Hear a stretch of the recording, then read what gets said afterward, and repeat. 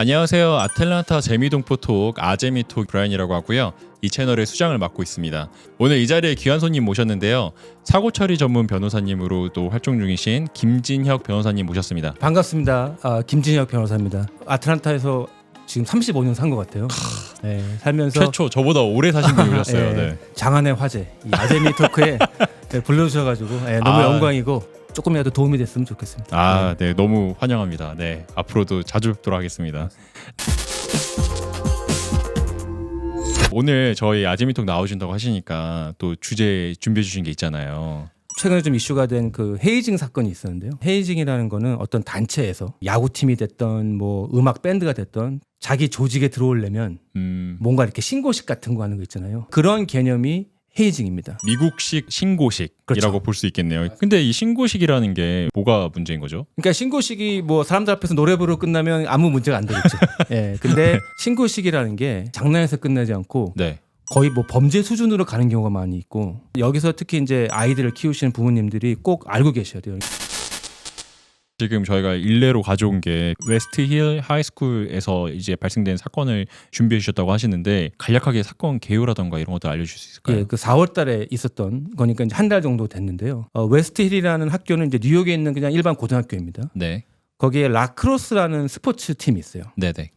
이제 4학년 선배들이 이제 1학년을 상대로 헤이징을 한 건데 그러니까 한마디로 장난을 친 거예요. 그 장난을 어떤 식으로 쳤냐면 네. 야 맥도날드 먹으러 가자. 당연히 9학년 입장에서는 아주 좋은 선배님이시죠. 그래서 맥도날드 먹었는데 3명이 있었어요. 갑자기 운전하던 형이 길을 잊어버렸다는 거예요.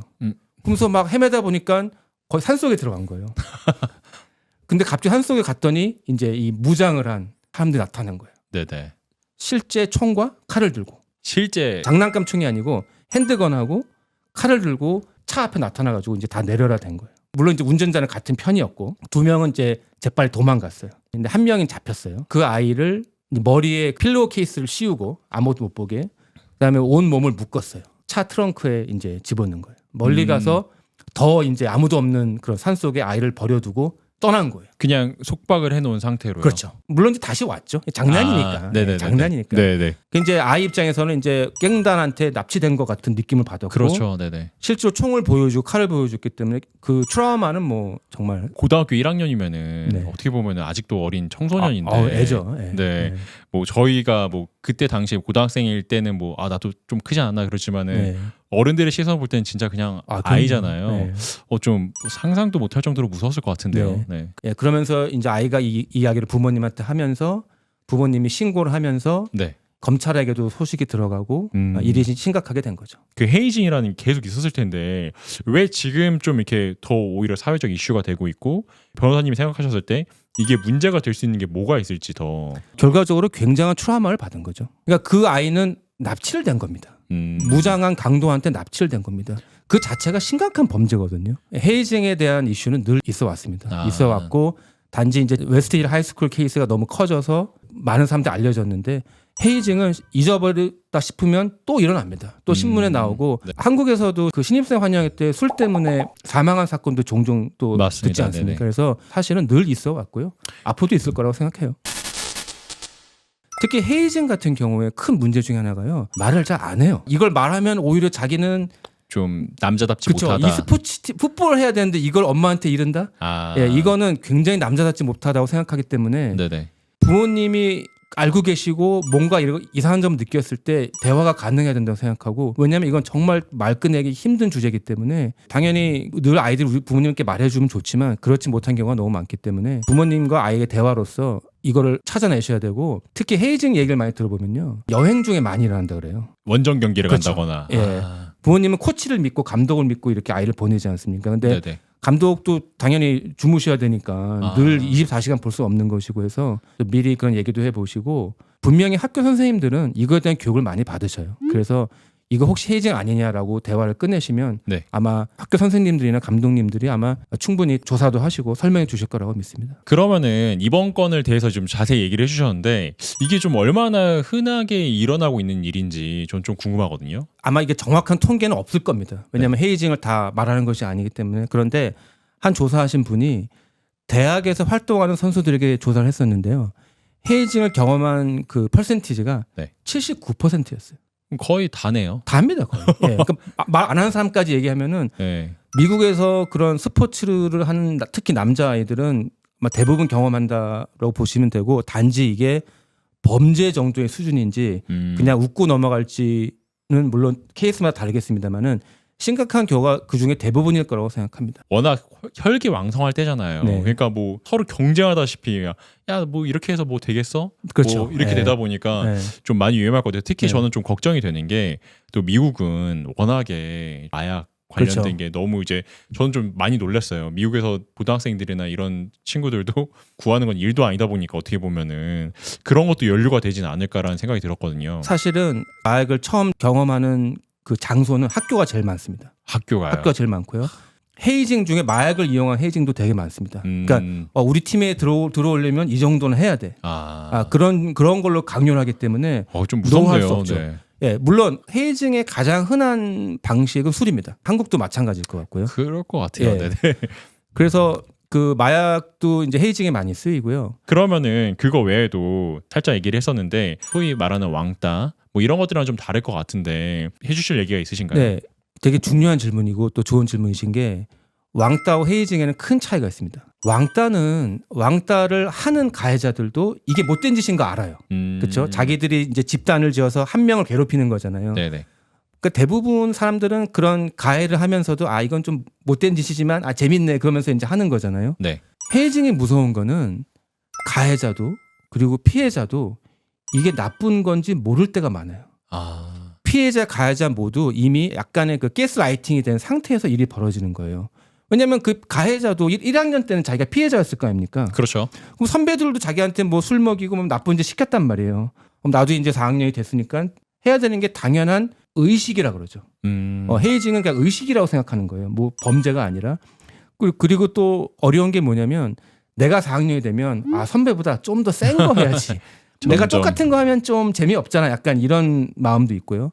그래서 무서운 것이고 가장 무서운 이유는 피해자가 몰라요. 내가 지금 무슨 피해를 당하고 있는지. 왜냐면 다 이렇게 한다 그러고 선배님들도 다 이렇게 했다 그러고. 그러니까 나도 내가 그러면 이 팀에서 뭐 같이 운동하려면 이 정도는 내가 버텨내야 되는구나 라고 생각하기 때문에 피해자 본인도 내가 어떤 피해를 보는지 모른다. 그게 가장 큰 차이점인 것 같아요. 그래서 헤이징이 무서운 것 같습니다. 그러시면은 저희가 살고 있는 조지아에서 사례들이 있었을까요? 예, 저도 사례를 좀 찾아봤는데요. 약 10년 전에 네. 그 파크뷰 하이스쿨이라고 네네. 예, 한국 분들 많이 아이들 보내는 학교인데요. 네. 거기 야구팀에서 네. 또 원정 경기를 갔는데 네.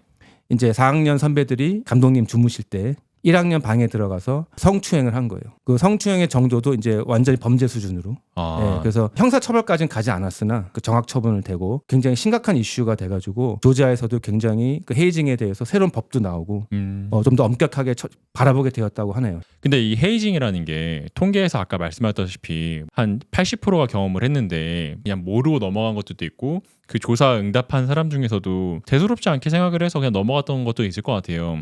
근데 이 헤이징이라는 게 뭐 잊을만 하면 나오는 사건들이긴 하지만은 왜 평소에는 그렇게 이슈가 되지 않는 이유가 있을까요? 그러니까 이 헤이징의 특성이 특정한 단체에서 일어나지 않습니까? 네네. 근데 많은 단체들이 코드 오브 사일런스라고 비밀 유지 뭐 이런 아마 군대나 경찰 종사하시는 분들은 그런 게 많을 것 같아요. 네네. 경찰서에서 일어나는 일 밖에 나와서 말하지 말라고 당연한 건데요. 네.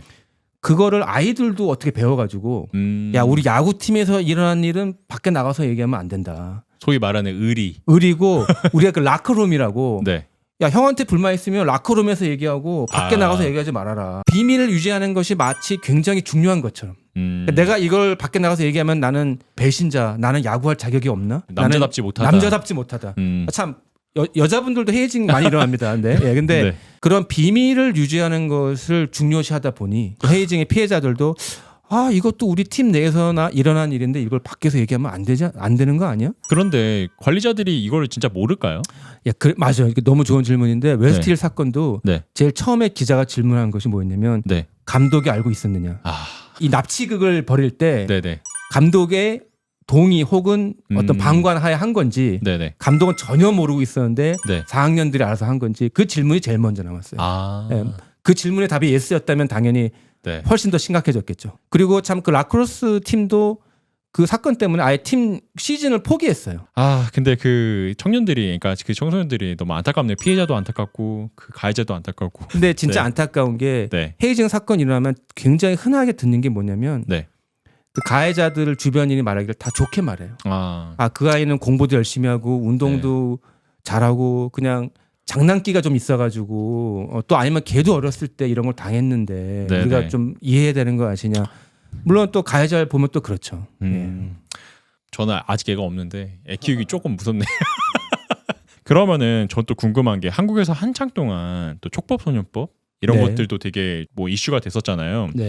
미국 같은 경우는 법적으로 이제 보실 때 촉법소년법이 어떻게 적용이 되는지. 일반적으로 조지아 같은 경우에는 13세 미만은 네. 일단 형사처벌 잘 안 받습니다. 그 정도는 알고 있고요. 네. 그 다음에 조지아에는 청소년 법원이 따로 있어요. 청소년이 범죄를 저질렀을 때 그 법원에서는 아무래도 일반 법원보다는 이제 벌을 좀 그 엄하게 내리지 않고 네. 벌을 준다는 개념보다는 이제 아이들이 좀 다시 사회 정상적으로 복귀할 수 있도록 하는 법원이 있어서 나이가 이제 미성년자인 경우에는 청소년 법원에 간다고 네. 알고 계시면 되는데 네. 굉장히 중요한 차이점이 하나 있습니다. 네. 그게 뭐냐면 청소년 법원에 있는 이유는 애들이 어리니까 좀 봐주는 거잖아요. 그렇죠. 그렇죠. 이제 아직 어리니까 좀 기회를 줘야 된다. 기회도 네. 주고 잘 모르니까. 네네. 근데 아무리 미성년자여도 네.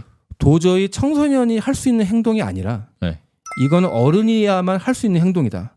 라면 네. 청소년 법원에 가지 않습니다. 아 나이가 청소년이라도. 되더라도. 네. 예, 그래서 만약에 18세 미만의 학생이 심각한 범죄를 저질렀다면 무조건 미성년자 법원에 가는 것이 아니라 네. 경우에 따라 성인과 똑같이 재판을 받고 조지아나 많은 주들에서는 범죄 행동에 따라 미성년자도 어른과 똑같이 형벌을 받을 수 있다라고 알고 계시면 좋고요.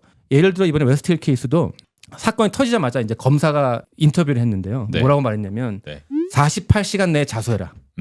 그때 11명이었거든요. 그 가해자가. 네. 내가 48시간 줄 테니까 그 시간 안에 자수하면 네. 내가 너희들은 청소년 법원에 꼭 보내겠다. 납치도 심각한 범죄이기 때문에 어른으로 만약에 처벌을 받으면 10년 이상도 나올 수 있는 범죄이기 때문에 무서운 거죠. 네. 그래서 마침 다행히 11명 모두 48시간 자수를 해서 다행히 모든 아이들이 이제 청소년 법원에서 이제 이 재판을 받게 되었는데 그래서 미국에서는 촉법 소년 그런 컨셉이 있긴 하지만 어른과 똑같이 대할 수 있다는 그 예외가 있는 것도 알고 계셔야 되는 거죠. 아 근데 오늘 벌써 저희가 어느덧 준비한 얘기가 그냥 쏜살처럼 지났어요. 저는 평소에 꼬꼬무라는 그 TV 프로그램 가끔 보는데 네. 약간 그런 식으로 얘기 듣는 재미도 있고 좀 종종 나와주시면 너무 좋을 것 같은데. 또 불러주시면 꼭 오겠습니다. 아 진짜요? 네. 아 그럼 저야 감사하죠. 네. 제가 왜냐면은 조지아주에서도 한인 관련돼서 사건 사고들이 좀 많았었잖아요. 네. 그런 것들도 한번 얘기해 보면은 재밌을 것 같고. 네. 네, 한번 그러면은 저희가 조만간 모시도록 하겠습니다. 오늘 저희가 이제 헤이징이라는 신고식 이런 것들에 대한 얘기를 해봤는데 가끔씩 한국에서도 뭐 MT를 갔는데 급성 알코올 중독이라고 하나요? 뭐 그런 것들 때문에 이제 황망하게 이제 떠나는 친구들이 좀 있는데 이럴 때일수록 미국의 문화나 이런 것들을 공부해 간다는 느낌으로 그리고 또 우리 가족을 지킨다는 마음으로 좀 한 번씩 생각을 해보시면 좋을 것 같아요. 뭐 오늘 어떠셨어요? 그래도 처음 나오셨는데. 사실 많이 떨렸는데요. 전혀 네. 저는 못 느끼겠던데요. 네. 근데 너무 좋은 자리에 불러주셔가지고 네. 좋은 시간 가졌습니다. 뭐 언제든지 하시고 싶은 얘기 있으시면 또 나와주시면 너무 좋을 것 같고 저희가 아재미톡이잖아요. 네. 아틀란타 재미동포 톡이긴 한데 네. 또 아재가 하고 있으니까 저희가 예. 아재처럼 인사하는 게 있어요. 예. 아재 하트 아시죠? 아재아트. 저희 좀 아재처럼 인사하도록 하겠습니다. 네. 자 구독과 좋아요. 알람 설정까지 감사합니다. 감사합니다.